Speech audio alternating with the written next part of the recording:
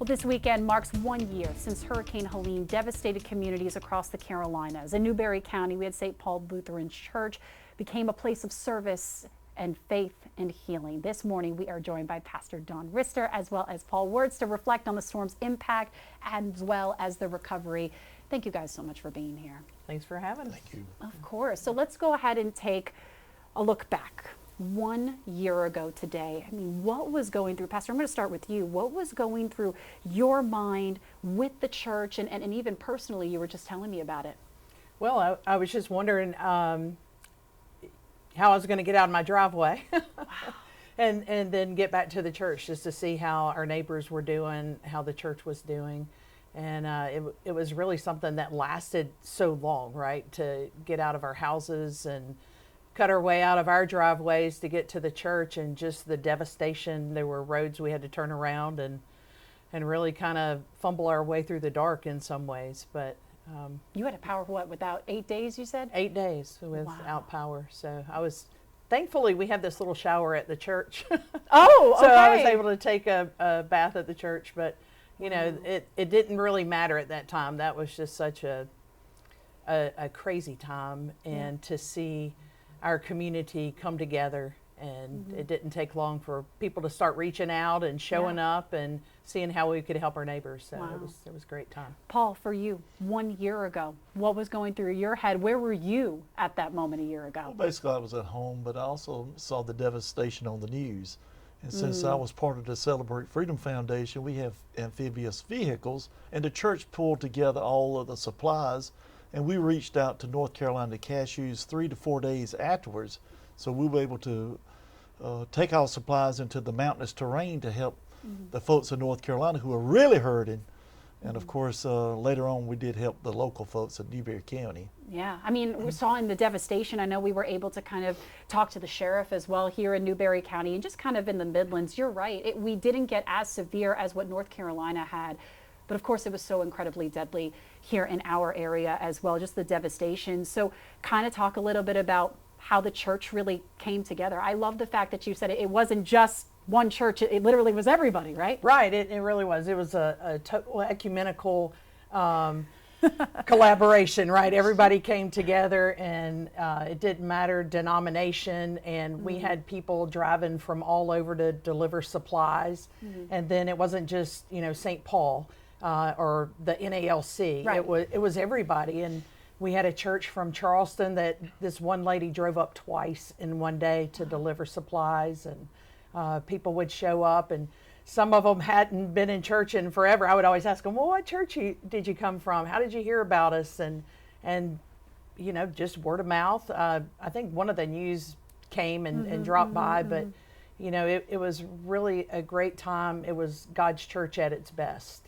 What kind of pushed you, I'll go to you, Paul, what kind of pushed you to come and help the Carolinas, help the community? What kind of pushed you into that? Well, I look at it as helping our neighbor. That's Love. what God's told us to do, help our neighbor, no matter who your neighbor is. It could be in North Carolina, it could be next door. But we recognized there was a massive need in North Carolina, and we were able to take our supplies like 2 to 3 days faster than anyone else, because of the equipment that we had at that time. I also love the fact we were able to show just a couple of photos that you all provided. Talk about how the community really stepped up to help there with you. I love the fact that you said that you didn't even know some of these people. They really just came out of the woodwork. Is that right? Right. We had a common denominator that we love the Lord and we love His people, and so everybody came together. But it just seemed like if there was a need, people showed up with it. And you know, even in our fellowship hall went from a few boxes to wow, really? Wow, yeah. And it was just so filled, and people, and not just from St. Paul, they would show up and help sort, and then somebody say, hey, well, we're going up to North Carolina, or we're going to Georgia, because I think Augusta got hit pretty hard too. Yes. And we need so-and-so, and they would come by and take it off. So it wasn't just our people delivering, it was all God's people. And so whoever was headed that way, they would come by and pick up supplies and take it off. So it was a great time. So looking back right now, happening today and going into the weekend as we are looking back 1 year later, what is something that, I'll ask both of you, Paul, I'll start with you. What is something that we learned from this tragedy that we can take away, in the future? Again, I feel like the community is really showing up and showing out for this. Well, the biggest thing that we learned from it was logistics and how to pull this together quickly. The church was able to respond probably faster than the government, in my opinion. So the logistics of pulling the supplies together and dispersing them in a timely manner is critical in a humanitarian effort. Of course. And we learned a lot from that. I love that too. And then also for you, what is kind of looking back now, how is the church doing? How is everybody there now 1 year later? Are there any cleanup efforts that are going on now? Well, we're doing well now, but yes, we've continued to work. We've sent in the North American Lutheran Church, we sent up folks that are continuing to work. We're getting ready to have another 1 day trip up there where we just go into the houses and help rebuild, and 1 day at a time, one person at a time. Some of us went up this summer for week-long mission trips, and so that's continued. The effort is still there. So all ages, and once again, congregations working together. So it's been great, and we have warehouses around in the North American Lutheran Church in the Carolinas. We have some, and we were talking about that the other day of going ahead, and we have water in place now if a hurricane comes along, and some of those like kitchen supplies and cleanup, hygiene kits.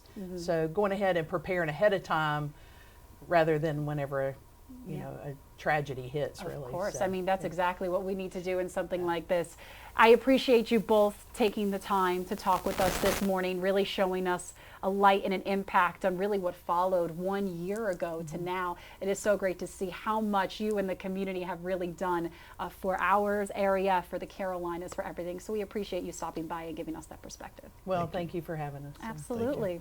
All right, everyone, we're going to be putting this story on our website, WLTX.com, so you can always learn more about everything that they have done to help us. And just, of course, be sure to join us tomorrow night at 7 o'clock. We're going to be taking a look back as well, more of the devastation, hearing from more families, those who are feeling the impact, and neighbors, as we just heard, who are stepping up to help when it mattered the most. It's called Hurricane Helene 1 year later. It's going to air right here on News 19 and also stream right here on WLTX Plus.